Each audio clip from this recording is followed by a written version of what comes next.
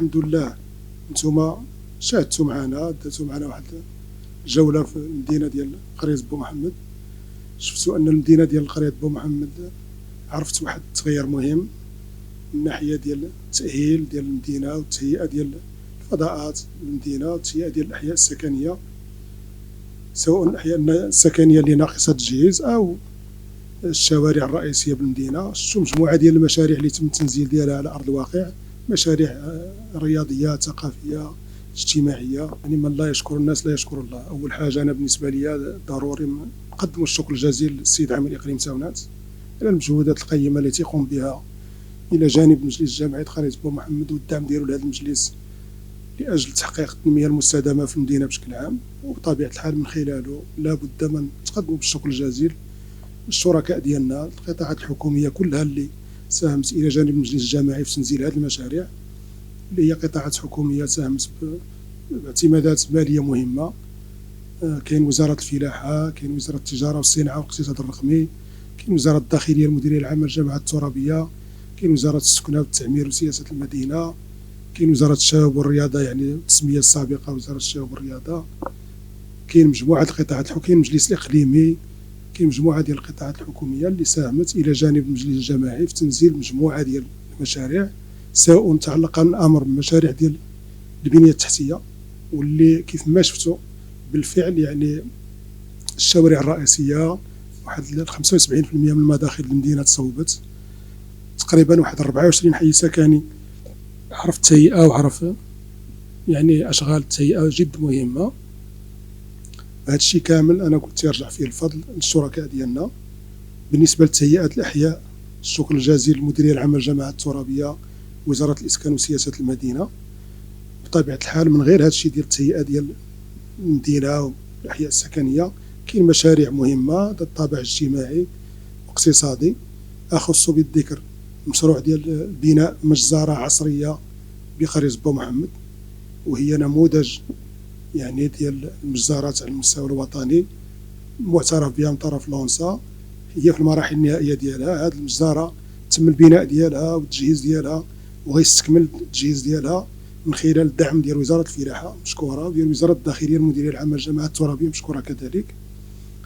عندنا مشاريع اخرى ان شاء الله اللي غادي اللي دارت. اولا هي في المجال الرياضي ملعب كره القدم، تهيئه الملعب كره القدم يعني ملعب ممتاز بتمويل ديال وزاره الشباب والرياضه. عندنا مشروع اخر ان شاء الله اللي غادي يتنزل خلال هاد السنتين القادمتين، هو مشروع ديال مركز الاستقبال والتنشيط، مشروع جد مهم اللي التكلفه ديالو غتقارب واحد 10 مليون درهم. وغيكون هذا المركز هو بمثابه مركز يستقبل الجمعيات الثقافيه والرياضيه في الملتقيات وفي المهرجانات وفي المنتديات اللي غيداروا على مستوى المدينه.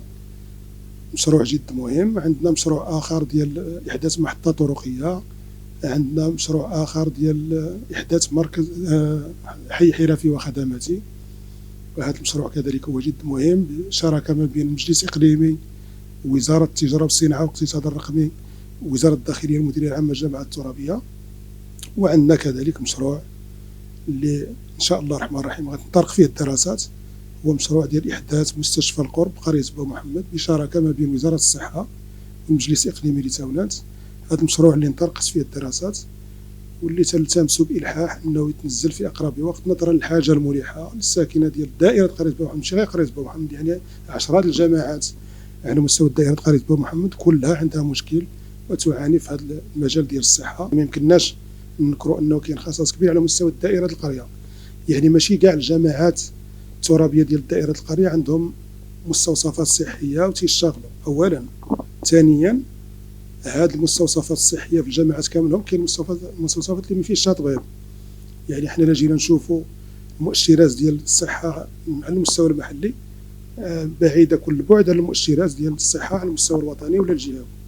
يعني هذا المشروع ديال مستشفى القرب هو مشروع اللي غيحل هذا الاشكال، اللي غادي يحسن من المؤشرات ديال الصحه والتغطيه الصحيه على مستوى دائره قريه بو محمد ككل. مشروع اللي تتسناوه الساكنه ديال بالنسبه لنا على مستوى دائره القريه نقدر نقول لك عدد الساكنه يقارب 160 الف نسمه.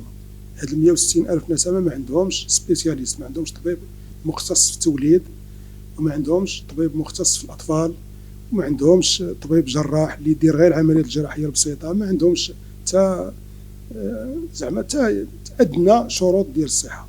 160 الف نسمه، يعني راه هاد الاتفاقيه الشراكه اللي تم التوقيع ديالها ما بين المجلس الجماعي ووزاره الصحه مشكوره والمجلس الاقليمي، راه هذا المشروع عنده واحد الالحاحيه وعنده واحد يعني خصو يتنزل في اقرب وقت، خصو يتنزل فقط لان كاين الحاجه الملحه لهذا المستشفى ديال القرب، خاصه وانه تقريبا كل جامعه عندها على الاقل امبيلونس. تنحسبوا 10 الجامعات في دائره القريه راه يوميا يعني تيمشيو لفاس على الاقل 15 20 ديال الناس. راه كاين لومبيلونس تدير دو فواياج، كاين لومبيلونس تدير 3، كاين تدير فواياج واحد. يعني ولينا حنا بحال غير تنترونسبورتيو الناس المركب، في حين ان كان ممكن هذا المستشفى القرب يقلص من هذا السفر ديال الناس التنقل ديالهم من المدينه ديال فاس، ويخفف ويدير كذلك هذا الخدمات يديرها عن قرب مع المواطنات والمواطنين. فاحنا تنلتمسوا بطبيعه الحال من السيد وزير الصحه انه يعجل التنزيل ديال هذا المشروع، هو مشروع جد مهم. اولا تنقول لهم بانه احنا تنقوموا بهذا المجهود ديال التواصل مع الوزاره الوصيه من بعد ما تم توقيع الاتفاقيه ومن بعد ما تم اقتناء القطع الارضيه بشكل مستمر، ونلحوا على ان هذا المشروع خصو ينزل. بطبيعه الحال السيد العامل المشكور يقوم معنا بهذا المجهود، الله يجازيه بخير، ويواكب المجلس الجماعي ويصر كذلك هو على تنزيل هذا المشروع لانه مشروع جد مهم. انا تنقول الساكنه يصبروا بطبيعه الحال الى حين تنزيل هذا المشروع، وتنطلب من وزاره الصحه انها تحسن الخدمات ديال هاد لي سونتر سونتي اللي كاينين سواء في البلديه القريه يعني في جامعه القريه او في الجامعات المجاوره. الجامعه اللي ما عندهاش طبيب خصها طبيب اولا، او ما يكون عندها طبيب. الجامعات اللي ما عندهمش انفيرمي خص او موان انفيرمي. يعني خصنا نوفروا الحد الادنى، نديروا داك لي زيرجونس ديال القرب في انتظار التنزيل ديال هذا المشروع ان شاء الله الرحمن الرحيم.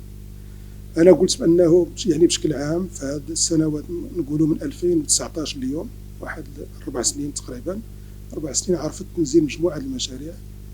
المشاريع مهمه اللي غيرت الملامح ديال المدينه، يعني من الجانب ديال البنيه التحتيه ومن الجانب ديال المراكز الاجتماعيه. بالنسبه لنا تنتمناو ان هذا الشيء يدار في جميع لي باتلان في المغرب الحبيب والعزيز علينا جميعا. بطبيعه الحال احنا درنا مجهود، ولكن هذا المجهود وكان ما كانش الاذان الصاغيه ديال القطاعات الحكوميه والمصالح ديال الدوله والشركاء ديالنا، راه كان صعيب على المجلس الجمعي انه يحقق هذه المكتسبات.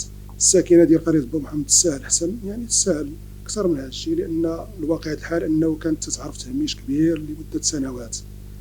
هذا العمل قلت اللي دار خلال هذه 4 سنين الاخيره عمل مهم، عمل مجهود كبير اللي دار.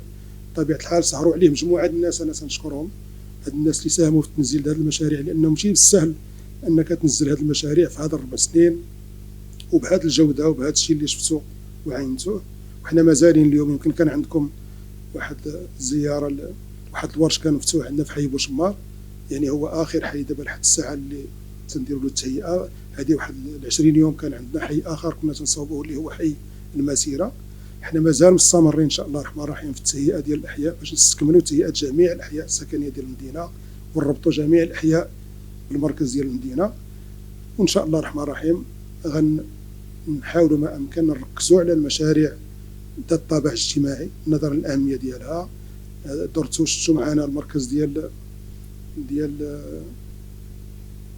ذوي الاحتياجات الخاصه، شفتوا معنا المركز ديال النساء في وضعيه صعبه، تكوين وادماج النساء في وضعيه صعبه، شفتوا معنا المركز ديال المسنين والمشردين اللي مقبلين ان شاء الله غنجهزوه وغادي نتشنوا التجهيزات ديالو راه كاينه، يعني في القريب العاجل ان شاء الله غيتم التدشين ديالو. شفتوا معنا المركز ديال الشباب والثقافه اللي راه في المرحله ديال التجهيز كذلك، هو مشروع جد مهم بالنسبه للشباب ديال المنطقه.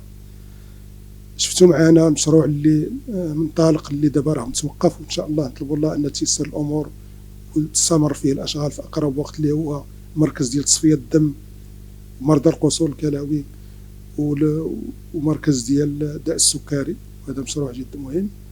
شفتوا معنا دور الطالبات، شفتوا معنا يعني كاين مراكز بكل صراحه اجتماعيه جد مهمه في القريه، كاين مراكز رياضيه، كاين القاعه مغطاه، كاين الملعب الرياضي.